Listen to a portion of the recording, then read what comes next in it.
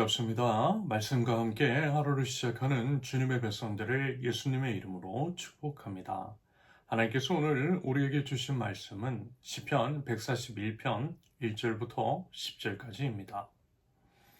주님, 내가 주님을 부르니 내게로 어서와 주십시오. 주님께 부르짖는 내 음성에 귀를 기울여 주십시오. 내 기도를 주님께 드리는 분향으로 받아주시고 손을 위로 들고서 드리는 이 기도는 저녁 제물로 받아주십시오. 주님, 내 입술 언저리에 파수꾼을 세우시고 내 입 앞에는 문지기를 세워주십시오. 내 마음이 악한 일에 기울어지지 않게 해주십시오. 악한 일을 하는 자들과 어울려서 악한 일을 하지 않게 도와주십시오. 그들의 진수 성찬을 먹지 않게 해주십시오. 의인이 사랑이 매로 나를 쳐서 나를 꾸짖게 해주시고 악인들에게 대접을 받는 일이 없게 해주십시오. 나는 언제나 그들의 악행을 고발하는 기도를 드리겠습니다. 그들의 통치자들이 돌부리에 걸려서 넘어지면 그제서야 백성은 내 말이 옳았음을 알고서 내게 귀를 기울일 것입니다. 맷돌이 땅에 부딪혀서 깨지듯이 그들의 해골이 부서져서 수월 어귀에 흩어질 것입니다. 주 하나님, 내 눈이 주님을 우러러 보며 주님께로 내가 피하니 내 영혼을 벌거벗겨서 내쫓지는 말아주십시오. 내 원수들이 나를 잡으려고 쳐놓은 덫에서 나를 지켜주시고 악한 일을 저지르는 사람들의 함정에서 나를 건져주십시오. 악인들은 자기가 친 덫에 걸려서 넘어지게 해주시고 나만은 안전하게 빠져나가게 해주십시오. 아멘. 우리는요, 살면서 억울한 일을 당하거나 앞이 이제 도무지 보이지 않는 것 같은 캄캄한 상황 같은 것들을 마주할 때가 있을 것입니다. 그럴 때요, 보통 이제 사람들이 취하는 것은 원망, 불평 혹은 비난 같은 것일 수 있어요. 하지만 우리는 하나님 나라 백성, 하나님 나라 백성으로서 우리는요, 과연 이와 같은 상황을 마주하였을 때 어떤 태도를 취하는 것이 맞는 것일까요? 오늘 본문은 다윗의 시로서 학자들은 이 시가 다윗이 사울 왕에게 쫓길 때 혹은 아들 압살롬의 반역을 피해서 도망칠 때 쓰여진 것으로 추정을 합니다. 말하자면 목숨이 위태로운 절체절명의 순간이더라는 거예요. 이 급박한 순간에 다윗이 하나님께 드린 기도의 내용은 우리 예상과 상식을 넘어서는 믿음의 태도가 무엇인지를 보여주고 있습니다. 이 장면을 통해 인생의 여러 위기 앞에서 우리가 이제 하나님 나라 백성으로서 취해야 할 것이 무엇인지에 대해 한번 살펴보겠습니다. 첫째, 말의 실수를 경계하라. 3절입니다. 3절 보시면 주님, 내 입술 언저리에 파수꾼을 세우시고 내 입 앞에는 문지기를 세워주십시오. 다윗이 가장 먼저 드렸던 기도는요, 다름 아닌 자신의 입을 단속하는 기도였어요. 그것은 아마도 위기의 순간에 사람은 이 감정에 휘둘리게 되고요, 격화된 감정 속에서 하지 말아야 할 말을 쉽게 하기 때문일 것입니다. 여러분 어떻습니까?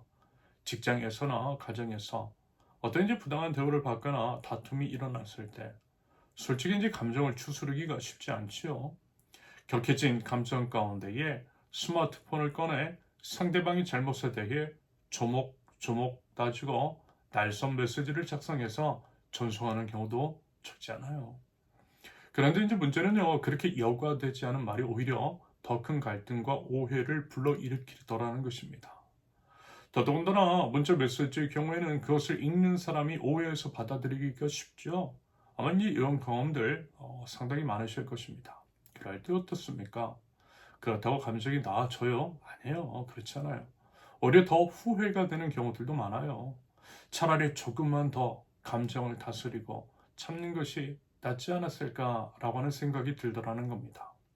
말하자면요, 다윗은 알았던 거예요. 그래서 입단속을 하기 원한다라고 본인 스스로는 불가능하니까 하나님께 도움을 청하고 있는 것입니다. 그리고 무엇보다 자신이 뱉는 불평과 저주의 말이 하나님 보시기에 합당하지 않다라고 하는 것도요, 알았을 것이고요. 입술 언저리의 파수꾼을 입 앞에 문지기를 세워달라는 기도를 올려드렸던 것이겠죠. 부디어 그와 같은 지혜, 그와 같은 강구가 저와 여러분들에게 쓸 수 있기를 바랍니다. 사람에게 써달낼 말을 하나님께 드리는 기도로 바꾸는 것. 이것이 바로 우리가 취해야 할 하나님 나라 백성다운 성숙한 태도인 줄로 믿습니다. 둘째, 죄악을 거부하라. 4절입니다. 4절 보시면 내 마음이 악한 일에 기울어지지 않게 해주십시오. 악한 일을 하는 자들과 어울려서 악한 일을 하지 않게 도와주십시오. 그들의 진수성찬을 먹지 않게 해주십시오. 이 말씀에서요, 진수성찬이라는 것은요, 악인들이 차려놓은 맛있는 음식, 즉 죄가 주는 달콤한 유혹과 이익을 뜻합니다. 여러분 어떻습니까? 우리가 이제 정직하게 살려고 애쓰다 보면 손해보는 것 같은 느낌이 들 때가 솔직히 많죠. 주변에 이제 둘러보면 편법을 쓰고 적당히 이제 거짓말하고 적당히 남을 속이는 사람들이 더 잘 사는 것 같아 보여요. 그들은 마치 진수성찬을 먹는 것처럼 화려해 보이더라는 것입니다. 사업을 하는 사람들은 탈세의 유혹, 직장인들 같으면 실수를 덮기 위해 작은 거짓말을 하고 싶은 유혹이 찾아옵니다. 뭐 이 정도면 어때? 라고 하는 식의 태도가 악인의 진수성찬일 수 있어요. 하지만 다윗은 맹세합니다. 악인에게 쫓겨다니며 굶주릴지언정 악인들이 주는 달콤한 혜택, 즉 진수성찬을 얻기 위해 그들과 결코 타협하지 않겠다라고 말입니다. 여러분, 기도가 막히지 않으려면요, 내 마음이요, 죄로 기울지 않아야만 합니다. 당장의 배고픔을 해결하기 위해서 악과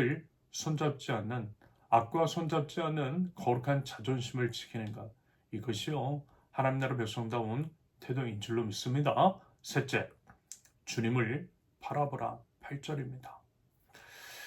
마지막으로 이제 다윗은 이 모든 유혹과 위기를 이길 방법에 대해서 고백합니다. 8절 보시면 주 하나님, 내 눈이 주님을 우러러보며 주님께로 내가 피하니 내 영혼을 벌거벗겨서 내쫓지는 말아주십시오. 오직 하나님만 바라보는 것. 그게 바로 승리의 비결이라는 거예요. 여러분 이제 자전거 있잖아요. 자전거 처음 배울 때. 여러분 어떻습니까? 넘어지지 않으려고 핸들을 꽉 쥐고 바로 앞에 바닥만 쳐다보면 어때요? 오랜만에 더 비틀거리다가 넘어져요. 대신요, 시선을 이제 멀리 두고요. 가야 할 목적지를 바라볼 때에 자전거가 넘어지지 않는 게 있다라는 겁니다. 말하자면 이런 거예요. 상황 보고, 환경 보고, 원수 바라보면 넘어질 수 있어요. 두려움과 분노의 구덩이에 빠질 수밖에 없어요. 대신요, 모든 것의 주관자이신 우리 하나님 바라볼 때 우리는 승리할 수 있습니다. 다윗은 바로 이와 같은 영적인 원리를 잘 알고 있었던 거예요. 그래서 하나님 바라봤고요, 하나님 의지했어요. 여러분, 우리의 생명, 그리고 이제 원수 갚는 것과 그 외의 그 모든 것들이 오직 하나님께 달려 있습니다. 그 하나님 바라보실 수 있기를 바랍니다. 그 하나님께 나를 맡기고요, 그 하나님께 내 원수까지도 맡겨 드리실 수 있기를 바랍니다.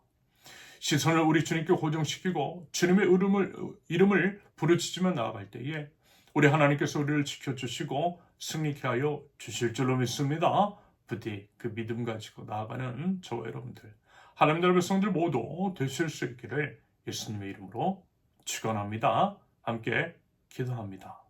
아버지 하나님, 위기와 불안이 닥칠 때에 저희 입술이 범죄하지 않을 수 있도록 파수꾼을 세워주시옵소서.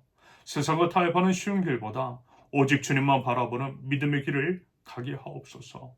오늘 하루 저희 인내와 거룩이 주님께 드리는 예배가 되게 하여 주시고 오직 주님만 바라보는 주님의 백성들 저희 될 수 있도록 주님 인도하여 주시옵소서. 예수님의 이름으로 기도합니다. 아멘.